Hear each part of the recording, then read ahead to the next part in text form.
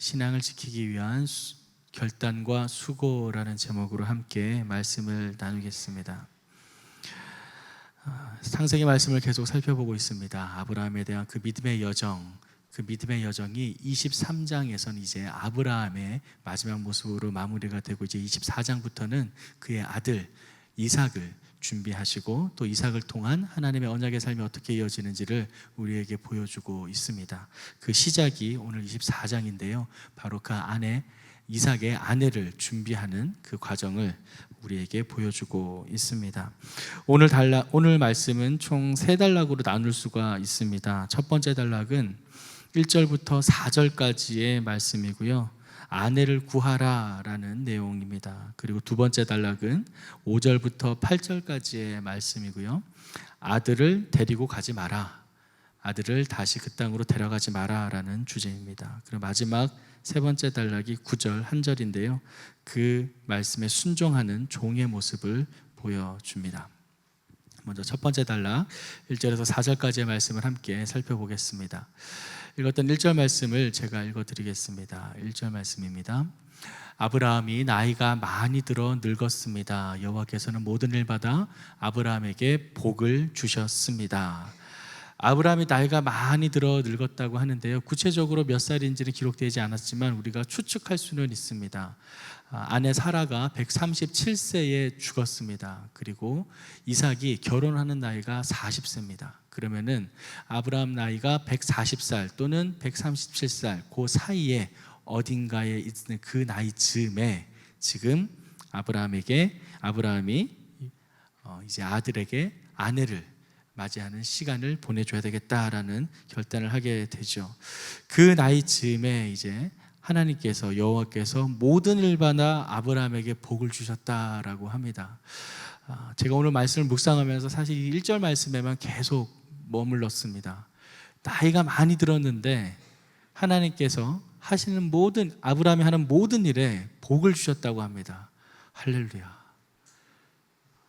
저희 아버지도 생각나고 또 어르신 권사님 또 장로님도 생각나고 여러 나이 많으신 분들의 모습이 떠오르면서 정말 나이가 많이 들었을 때도 계속해서 하는 모든 일에 복을 받는다는 것 자체가 얼마나 큰 행복일까라는 생각을 많이 하며 이 절에 계속 머물렀었는데요, 사실 요즘 우리 정년 퇴임하는 나이가 세상에서는 65세 또는 또 70세 이 정도 되잖아요. 그런데 그때쯤에 어르신들이 하는 일을 그만두고 아무 일 없이 살아간다는 게 제가 볼 때는 너무나 안타까운 거죠. 왜냐하면 그때까지의 모든 경험과 경륜과 연륜이 쌓이면서 정말 지식과 지혜가 충만한 그때에 현직을 내려놓고 아무 일선에서도 하지 않는다라는 것이 너무나 인력 손실이고 낭비이고 너무나 아깝다는 생각이 너무 많이 들었습니다. 저희 아버지만 보더라도 올해 75세신데 75세가 넘어가게 되면 어디에 어플라이를 해도 강의 한번 할 수 없다라고 하더라고요. 동사무소나 어디가 다 알아봤다고 해요. 그래서 아버지가 이런 것도 할 수 있고 이런 것도 할 수 있는데 강의할 수 있는 시간을 찾아본다 하더라도 아무것도 할 수 없다 그래요. 너무나 아까웠습니다. 그 많은 지식과 지혜가 있는데 이걸 갖다가 배울 수 있는 게 얼마나 좋은 시간인데, 나이가 들어서 하는 일마다 복을 받는 이 아브라함, 그가 받을 수 있는 복 너무나 귀하다 생각이 됩니다. 그래서 이 1절 말씀을 묵상하면서 정말 믿음 가운데 거하며 하나님의 말씀에 순종하여 살아가는 삶이 정말 하나님께서 그 인생을 책임져 주시는구나 라는 것을 다시 한번 느끼는 말씀이었습니다. 사랑하는 성도 여러분, 우리가 나이가 들어서 세상에서는 비록 아무런 쓰임도 못 받는 것처럼 보여질지라도 하나님 안에서 어떤 사역 가운데든 우리 모두가 죽는 그날까지 하나님의 귀한 도구로 쓰임받는 존재임을 우리는 믿습니다. 그러한 삶을 살아가는 저와 여러분들이 되기를 간절히 소망합니다. 세상의 나이가 아니라 믿음 안에서 살아가는 하나님께서 바라보시는 그 나이 속에 하는 일마다 복을 받는 저와 여러분의 삶이 되기를 간절히 축복합니다. 특별히 나이가 많이 드신 어르신들께서는 더욱더 그러하기를 간절히 소망합니다. 2절 말씀에도 아브라함과 비슷한 늙은 종이 등장하는데요. 2절 말씀을 함께 읽겠습니다. 아브라함이 자기 집의 모든 것을 맡아 관리하는 늙은 종에게 말했습니다. 내 손을 내 허벅지 사이에 넣어라. 여기서 늙은 종이라고 표현을 하고 있지만 사실 원어적인 의미는 관록과 경륜이 있는, 경험이 많이 있는 노련한, 나이가 많이 든 사람을 뜻합니다. 단순히 나이가 많이 들어 늙었다라고 끝내버리는 것이 아니라 그의 지혜와 경력과 경험과 그런 모든 것이 충만해서 어떠한 결정을 신중하고 조심스럽게 내릴 수 있는 그러한 나이의 사람을 뜻합니다. 그래서 아브라함은 자기 집의 모든 것을 관리를 하는 그런 직업으로 맡기기까지 했던 것이죠. 그러한 종에게 이제 아브라함은 자신의 아들에게 선택해야 할 가장 중요한 배우자를 선택해야 되는 그 문제를 의논을 합니다. 그리고 내 손을 내 허벅지 사이에 넣어라 라고 이야기하는데요. 지금 우리말 버전에서는 빠져있지만 개역개정 번역에서는 청컨대라는 말이 있습니다. 이 청컨대는 원어적인 의미는 제발, 간구하오니, 부탁하오니 라는 의미로 지금 넣어라 라고 명령하는 게 아니라 그 늙은 종에게 내가 간절한 부탁이 있는데 좀 들어다오라고 부탁을 하고 있는 상황입니다. 그리고 이 부탁은 아무한테나 하는 것이 아니라 정말 내가 신뢰하고 의지하고 맡길 수 있을 만한 사람에게 이 허벅지 사이에 넣으라는 것은 마치 나의 생명을 너에게 맡긴다라는 그런 아주 결단의 의미를 지니고 있는데요. 우리 큐티 책 밑에 보시면 맹세나 절대 복종을 표시하는 교대 관습이라고 이렇게 표현을 하고 있는데 그만큼 내가 이 목숨을 걸 되게 아주 목숨을 걸 만큼 소중한 어떤 결단을 할 때 하는 행동입니다. 그래서 그 신뢰할 만한 그 종에게 이제 간절히 부탁을 합니다. 그 부탁이 3절과 4절의 내용입니다. 3절과 4절 3절 말씀을 먼저 함께 읽겠습니다. 3절 말씀입니다. 그리고 하늘의 하나님이시며 땅의 하나님이신 여호와를 두고 내게 맹세하기를 지금 내가 살고 있는 가나안 족속의 딸들 가운데 내 아들을 위해 아내를 구하지 말고. 가나안 족속 중에서는 아내를 구하지 말라고 합니다. 여기서 표현한 가나안 족속은 구체적으로 헷 족속, 여부스 족속, 기르가스 족속, 아모리 족속, 히비 족속을 의미합니다. 하나님께서 가나안 땅에 가서 다 쳐부수라고 말하는 그런 가나안 땅에 있었던 원래 이방인들을 뜻합니다. 그 이방인들에게서는 절대 아내를 찾지 말라 합니다. 왜 아내를 찾지 말라고 했을까요? 가나안인들과 딸이 결혼을 금지한 것은 크게 두 가지 이유가 있습니다. 첫 번째 이유는 언약의 자손으로서 혈통의 순수성을 유지하기 위함입니다. 깨끗한 자손을 혈통을 유지하기 위한 거죠. 두 번째 이유는 가나안의 그 이반 종교에 동화되어서 신앙의 순수성을 더럽히지 않기 위함입니다.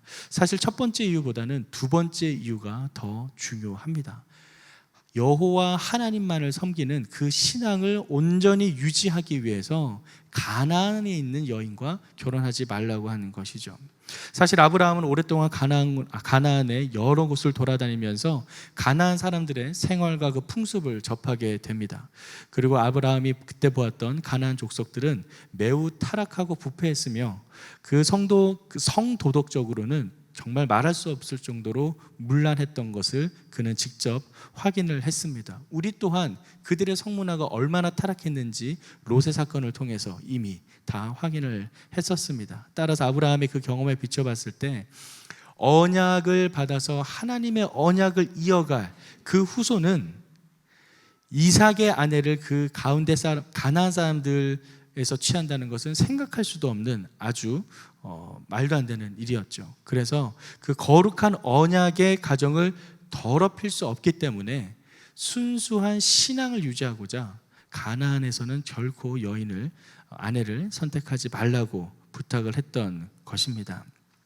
이렇게 강하게 주장했던 이유는 무엇보다도 이것이 하나님께서 원하는 바가 아니라는 아브라함의 확신에 있었습니다. 신명기 말씀에 이런 말씀이 있는데요, 제가 읽어드리겠습니다. 신명기 7장 3절에서 4절 말씀입니다. 또 그들과 혼인하지도 말지니 내 딸을 그들의 아들에게 주지 말 것이요 그들의 딸도 내 며느리로 삼지 말 것은 그가 내 아들을 유혹하여 그가 여호와를 떠나고 다른 신들을 섬기게 함으로 여호와께서 너희에게 진노하사 갑자기 너희를 멸하실 것임이니라. 사실 성경을 계속 읽어 나가다 보면 왕권에 대한 하나님의 순종하기 위한, 지키기 위한 사건들이 여러 가지 등장을 합니다. 우리가 잘 알고 있는 것처럼 솔로몬, 하나님께서 너무나도 사랑해서 그 이름을 여디디아라고 지어주기까지 했던 그 솔로몬 어땠습니까? 하나님께서 지혜를 주셨지만 솔로몬은 다른 나라와 외교적인 수교를 한다는 핑계로 수많은 이방 여자들을 아내로 맞습니다. 그런데 그 아내만 맞이한 것이 아니라 그 아내가 믿고 있는 우상들까지도 다 끌어들이게 되죠.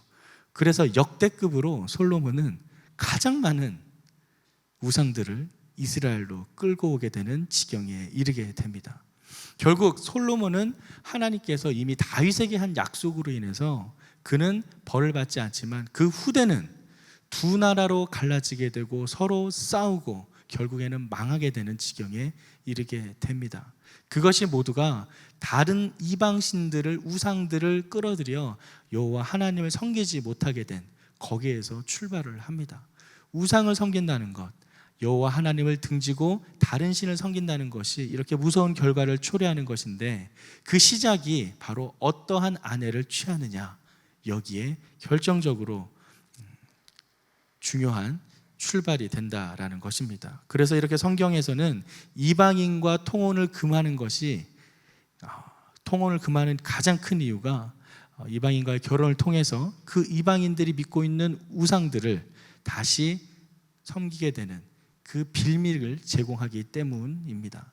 우리가 잘 아는 것처럼 느헤미야도 성벽을 재건하러 왔었고 에스라도 그 왔을 때 이미 레위 지파까지도 우상을 섬기며 이방신들과 이렇게 하나님을 떠나서 이방신들을 섬기는 모습을 볼 수 있죠.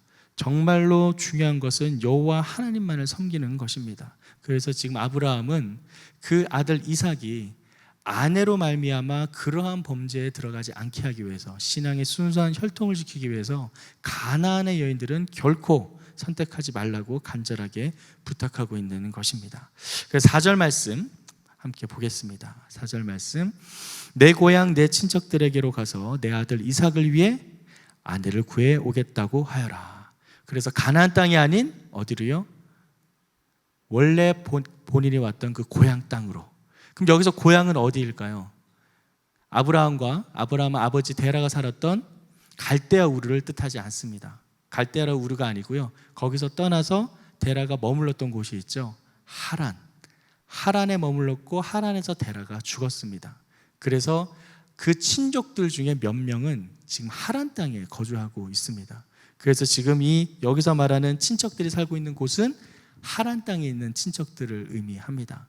그 순수한 혈통을 지키기 위해 갈대아 우르가 아니라 하란으로 가게 됩니다. 이 하란 쪽에 가서 거기에 머물러 있는 자녀들, 자신의 친족 중에 아내를 선택하게 되는 것이죠. 이렇게 아내를 어디서 구해야 되는가? 가나안 땅이 아닌 자신의 친족이 살고 있는 곳에서 구하라라는 명령으로 이제 첫 번째 단락이 마무리되고요. 두 번째 단락을 보겠습니다. 두 번째 단락은 5절에서 8절까지의 말씀인데요. 5절, 6절 말씀을 함께 읽겠습니다. 5절, 6절 말씀입니다. 종이 아브라함에게 물었습니다. 만약 그 여자가 저를 따라 이 땅으로 오기를 싫어하면 제가 주인의 아들을 주인께서 낳으신 그 땅으로 돌아가게 할까요? 아브라함이 말했습니다. 절대로 내 아들을 데리고 그곳으로 돌아가지 마라. 여기에도 아브라함은 확신이 있었습니다. 우리가 잘 알고 있는 것처럼 아브라함은 하나님의 명령을 받아 본토 친척 아버지의 집을 떠나서 하나님이 가라는 곳으로 믿음으로 갔습니다. 어디를 가라고 구체적으로 그 지명을 말하지 않았습니다. 그저 그 말씀을 따라 가다 보니 그 땅이 가나안이었던 거지 처음부터 가나안으로 가라라고 하나님께서 말씀하지 않았습니다. 지금도 아브라함은 그 명령을 명확하게 기억하고 있고, 그렇기 때문에 다시 그 땅으로 돌아간다는 것은 하나님의 그 명령에 거스르는 일이기 때문에 결코 그 땅으로 자신의 아들이 다시 들어가지 않는다라는 것입니다. 그래서 아들을 그 땅으로 절대 데려가지 말라고 종에게 이야기를 합니다. 돌이키지 말 것을 지속적으로 경계하고 있는 것이죠. 이것은 하나님의 언약을 철저히 신뢰하는 이 아브라함이 이삭이 결혼을 하지 못하는 한이 있을지라도 자신이 하나님의 지시에 따라서 떠나온 그 옛 땅으로 이삭을 데리고 돌아가서는 절대 안 된다는 명령을 하고 있는 것입니다. 사실 그 당시에 아브라함은 가나안 땅 전체를 차지하고 있지는 못했습니다. 하지만 아브라함은 언젠가 하나님께서 자신에게 주시겠다고 약속하신 그 약속의 땅 가나안 땅을 반드시 차지할 것이라고 확신을 했던 것입니다. 그래서 그와 같은 사실이 자신의 당대에서는 이루어지지 않더라도 자신의 후손들, 어떤 후손이죠? 하늘의 별과 같이 많고 바다의 모래같이 많은 그 후손들을 통해서는 반드시 이루어질 것이다 라는 것을 그는 믿었던 것입니다. 그래서 그에게는 이 약속의 땅 가나안 땅에 나는 머물고 또한 나의 후손들도 계속 머물러야 하기 때문에 이삭을 데리고 이 가나안 땅을 떠나서 그 하란 땅으로 다시 돌아갈 수는 없었던 것입니다. 그래서 그 고향을 다시 들어가는 것은 하나님을 불신하는 행위라고 아브라함은 생각했던 것이죠. 이러한 모습은 우리가 이 땅을 살아가면서 어떠한 마음으로 이 세상을 살아가야 할지에 대해서 보여줍니다. 아브라함은 타협을 할 수도 있었습니다. 종의 질문을 듣고 그래? 만약에 그 여인이 이 땅에 못 오게 한다면 그래, 아들이 가서 거기서 살다가 데리고 나올 수도 있지. 그러면 아들이 갔다가 다시 데리고 나오도록 너가 좀 안내를 하고 도와주거라 라고도 말할 수 있었습니다. 하지만 아브라함은 타협을 하지 않습니다. 타협의 빌미조차 제공하지 않습니다. 아예 처음부터 그 시작부터 원천 봉쇄를 합니다. 사랑하는 성도 여러분, 우리가 죄악을 대하는 모습이 바로 이러해야 될 줄 믿습니다. 시작부터 하지 말아야 됩니다. 빌미를 줘서도 안 됩니다. 아예 그 근처에 가지 않아야 됩니다. 조금이라도 빌미를 주는 순간 우리의 연약한 본성은 그 죄악을 따라가게 돼 있지 거기서 이겨내고 싸워서 승리하고 개선장군처럼 돌아오지 않는다라는 사실입니다. 전쟁은 하나님께 속해 있습니다. 그 영적 전쟁에서 내가 해보겠다고, 내가 승리해보겠다고, 내가 이겨보겠다고 아웅대는 순간 우리는 좌절하고 낭망하며 죄악에 실패한 모습을 발견하게 될 뿐입니다. 그러기에 우리는 처음부터 하나님의 말씀에 순종해서 죄악을 보지도 않고 처음부터 하나님의 말씀에 순종해서 그 모든 길에 여호와께서 명령하신 그 길에만 순종해야 될 줄 믿습니다. 그것이 지금 아브라함이 우리에게 보여주고 있는 삶의 태도입니다. 그는 종의 요청에, 종의 그 건의에 아랑곳하지 않습니다. 아니다, 절대 내 아들을 그곳으로 돌아가게 하지 마라. 그것은 하나님의 뜻이 아니기 때문입니다. 그 이유가 이제 정확하게 7절 말씀에 계속해서 반복적으로 소개하고 있습니다. 7절 말씀을 함께 읽겠습니다. 하늘의 하나님 여호와께서 나를 내 아버지 집과 내 친척의 땅에서 데리고 나오시고 내게 맹세해 말씀하시기를 내가 이 땅을 내 자손에게 줄 것이다 라고 하셨다. 그분께서 내 앞에 천사를 보내셔서 그곳에서 내게 내 아들을 위한 아내를 얻게 하실 것이다. 하나님께서 내가 이 땅을 내 자손에게 줄 것이다 라고 말씀하셨다. 그에게는 확신이 있었습니다.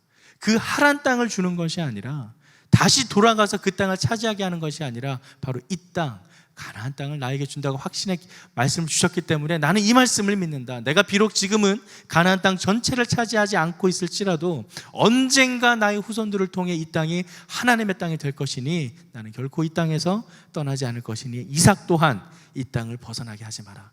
그의 확신은 바로 하나님과의 언약, 그 말씀에 있었다라는 사실입니다. 사랑하는 성도 여러분, 우리 각자에게 주신 하나님의 언약의 말씀이 있을 줄 믿습니다. 또한 각자에게 주신 하나님의 강동의 메시지가 있을 줄 믿습니다. 그 말씀을 붙잡고 이 세상 속에서 결코 타협하지 아니하고 죄악으로 물들지 아니하고 쳐다보지도 아니하고 온전히 여호와 하나님의 말씀에 순종하며 나아가는 우리 모두의 삶이 되기를 주님의 이름으로 축원합니다.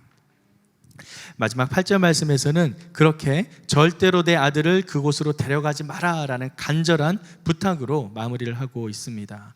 마지막 9절 말씀을 함께 읽겠습니다. 9절입니다. 그 종은 자기 주인 아브라함의 허벅지 사이에 손을 넣고 이 일에 대해 그에게 맹세했습니다. 아브라함의 그 이야기를 듣고 종은 아브라함의 그 신앙의 확실함과 확신을 그 마음에 새기게 됩니다. 그리고 그러한 증표로 허벅지에 손을 넣은 상태에서 맹세를 하게 되죠. 이 종이 아브라함의 요구를 마음속 깊이 받아들였음을 강조적으로 보여주고 있습니다. 즉 아브라함의 종은 단순히 주인의 명령에 순종한 것에 머물었던 것이 아니라 그는 아브라함과 마찬가지로 여호와 신앙을 가진 자로서 언약의 후손인 이삭이 가나안 여인과는 결코 결혼을 해서는 안 된다라는 생각에 깊이 동감했던 것입니다. 그렇기에 이 종도 그 떠나는 여정에서 우리 앞으로 살펴보겠지만 절대 하나님의 뜻에 거스르는 행동을 하지 않습니다. 계속해서 하나님께 기도하며 그 기도 중에 하나님의 인도함을 받으며 나아가는 모습을 확인할 수 있습니다. 그렇게 이 종은 아브라함의 명령에 그냥 인간적인 마음으로 순종했다라기보다는 정말 하나님의 그 언약의 말씀을 자기 또한 같은 말씀으로 받고 함께 그 언약에 동참했다라는 사실입니다. 사랑하는 성도 여러분, 우리가 같은 공동체 안에서 주신 하나님의 언약이 있습니다. 하나님의 비전이 있습니다. 이것은 우리가 함께 나누고 함께 공유할 수 있는 비전입니다. 그것이 어떤 것이든 우리는 함께 그 믿음 안에서 서로를 위해 기도하고 중보할 수 있습니다. 그러한 믿음의 공동체가 되기를 간절히 소망합니다. 우리는 하나님 안에서 한 지체요 거룩한 교회를 세워가는 한 몸입니다. 그러기에 우리 각자에게 주신 언약 또한 중요하지만 우리 모든 공동체에게 주신 그 언약 속에서 우리는 한 몸된 지체임을 붙들고 하나님께서 주신 그 언약을 향해 함께 기도하는 기도의 공동체가 되기를 소망합니다. 이 종은 바로 아브라함에게 그러한 공동체의 지체로서 그 명령에 순종하게 되는 것이죠. 우리가 살펴봤던 것처럼 이렇게 아브라함에게 있어서 아들의 아내를 선택하는 것은 그 신앙을 유지하고 하나님의 언약의 말씀을 지켜가기 위해서 매우 소중한 결단이 필요했습니다. 그렇게 결단할 때에 하나님께서는 놀라운 축복으로 임해 주시는데요. 그 말씀이 이사야 말씀에 있는 말씀이 있는데요. 제가 한번 읽어드리겠습니다. 이사야 58장 11절 말씀입니다. 여호와가 너를 항상 인도하여 메마른 곳에서도 내 영혼을 만족하게 하며 내 뼈를 견고하게 하리니 너는 물된 동산 같겠고 물이 끊어지지 아니하는 샘 같을 것이라. 잠시 말씀 좀 띄워주시면은 이 말씀이 오늘 말씀을 묵상하면서 저의 마음판에 너무나 깊게 와 닿습니다. 말씀을 잘 보시면 여호와가 너를 항상 인도하여 메마른 곳에서도 내 영혼을 만족하게 하신다고 합니다. 지금 아브라함이 있는 곳에서는 그 아내를 구할 수 없는 척박한 메마른 땅입니다. 그런데 아브라함과 그 종은 하나님의 언약의 말씀을 붙들고 그 메마른 땅에서 약속의 말씀에 순종함으로 나아가는 모습을 보여주고 있습니다. 그러할 때 하나님께서는 내 영혼을 만족해 하며 또 내 뼈를 견고하게 할 뿐만 아니라 너는 물된 동산 같겠다, 또 물이 끊어지지 아니하는 샘 같을 것이라 합니다. 여기서 잘 봐야 될 게 그 메마른 곳을 물된 동산으로 변화시켜주는 것이 아닙니다. 그 메마른 땅을 물이 끊어지지 않는 샘이 솟는 땅으로 바꾸는 것이 아닙니다. 메마른 땅은 계속해서 메말라 있습니다. 그 메마른 땅 속에서 너를 물된 동산같이, 너를 물이 끊어지지 않는 샘같이 만들 것이라 하십니다. 사랑하는 성도 여러분, 우리의 믿음의 여정이 이러하기를 간절히 축복합니다.